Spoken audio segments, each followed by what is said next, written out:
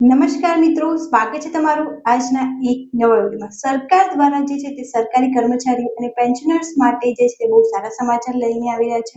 મોંઘવારી ભથ્થાની અંદર અથવા ડીએ ની અંદર 2% વધારો જાહેર કરવામાં આવ્યો છે। તો હવે આ 2% વધારો કોને મળવાપાત્ર રહેશે? શું આ 2% વધારો ગુજરાતના કર્મચારીઓ પર લાગુ પડશે કે નહીં? અને કયા કર્મચારીનું મોંઘવારી ભથ્થું જે છે 58% થી વધી અને 60% થયું છે? એની સંપૂર્ણ ચર્ચા આજના આ અંદર આપણે કરવાના છીએ। તો વિડીયોમાં લાસ્ટ સુધી જરૂરથી બન્યા રહો જેથી તમને એની એક્ઝેક્ટ ઇન્ફોર્મેશન જે છે તે મળી રહે।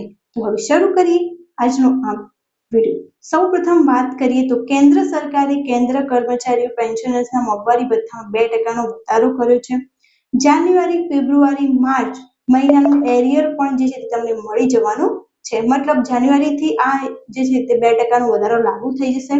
જાન્યુઆરી મહિનાના પગારથી તમને જે પણ અત્યાર સુધીનું એરિયર થયું હશે એ પણ તમને જે છે તે મળી જવાનું છે। મતલબ આ લાગુ નિયમ જે છે તે જાન્યુઆરીથી કરવામાં આવ્યો છે। એ તમે જોઈ શકો છો કે ડીએ હાઇક અનાઉન્સ જે છે કરી દેવામાં આવ્યું છે। કેન્દ્ર સરકારના લાખો કર્મચારીઓ માટે રાહતના સમાચાર છે। શનિવારે મળેલી કેબિનેટ બેઠકમાં મોંઘવારી ભથ્થા એટલે કે ડીએમાં 2%નો વધારો કરવામાં આવ્યો છે। આ વધારો એવા સમયે આવ્યો છે જ્યારે કર્મચારી સંગઠન દ્વારા 8મા પગાર પંચની જોરશોરથી માંગ કરવામાં આવી રહી છે। કેન્દ્ર કર્મચારીઓના મોંઘવારી ભથ્થામાં 2%નો વધારો મંજૂર કરાયો છે। આ નિર્ણયથી મોંઘવારી ભથ્થું મૂળ વેતનના 58%થી વધી હવે 60% થઈ ગયું છે। એરિયર સાથે મળશે પગાર। મતલબ આ વધારો 1 જાન્યુઆરી 2026 થી અમલી માનવામાં આવશે, જેનો અર્થ એ છે કે કર્મચારીઓને એપ્રિલના પગારની સાથે જાન્યુઆરી, ફેબ્રુઆરી અને માર્ચ મહિનાનું બાકી નીકળતું એરિયર પણ મળશે। છેલ્લા 3 મહિનાથી આ જાહેરાતની રાહ જોઈ રહેલા તમામ કર્મચારીઓ આ સમાચારથી આનંદની લહેર જે છે તે ફેલાઈ ગઈ છે। પેન્શનર્સ અને કર્મચારીઓને મળશે લાભ। સરકારના આ નિર્ણયથી સીધો લાભ આશરે 49 લાખ કેન્દ્ર કર્મચારીઓ અને 70 લાખથી વધુ પેન્શન ધારકોને મળશે। વધતી જતી મોંઘવારી વચ્ચે આ 2%નો વધારો કર્મચારીઓના ખિસ્સાને રાહત આપશે। તો આ નિર્ણય અત્યારે કેન્દ્ર કર્મચારીઓ માટે લેવામાં આવ્યો છે। ગુજરાતના જે કર્મચારીઓ જે છે એના રિગાર્ડિંગ કોઈ ઇન્ફોર્મેશન આવી રહી નથી। જેમને સેન્ટ્રલમાં જેમની જોબ છે એમના માટે નિર્ણય લેવામાં આવ્યો છે। ત્યારબાદ તમે જોઈ શકો છો કે દેશભરના 50.60 લાખ કર્મચારીઓ અને 68.27 લાખ પેન્શનરોને આનો લાભ થઈ રહ્યો છે।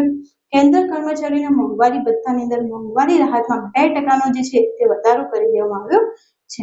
અને જહાજોની વીમા કવચ માટે પણ 12,980 કરોડની ફાળવણી જે છે તે કરી દેવામાં આવી છે। યુપી, આંધ્રમાં 24,185 કરોડના ખર્ચે રેલવેના 2 મલ્ટી ટ્રેકિંગ પ્રોજેક્ટ્સની કેબિનેટે જે છે તે મંજૂરી કરી દેવામાં આવી છે।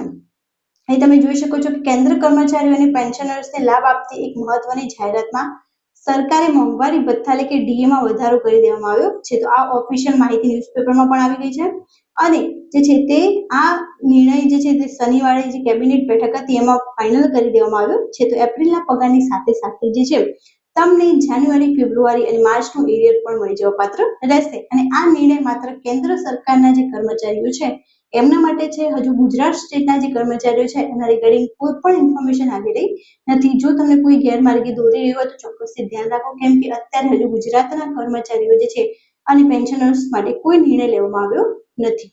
Thank you so much for watching.